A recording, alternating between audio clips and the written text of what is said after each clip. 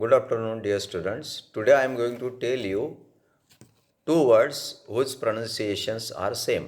They are SWM SIM and the second is SIM SIM.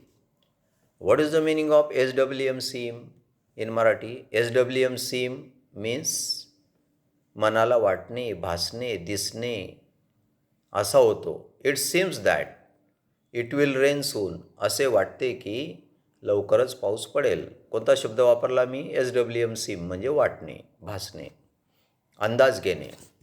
आणि दुसरा शब्द आहे SIM सिम. हा ॲक्रॉनिम आहे म्हणजे शॉर्ट फॉर्म आहे. कसला? Subscriber identity or identification module. म्हणजेच त्याचा अर्थ होतो ग्राहक परिचय पत्र.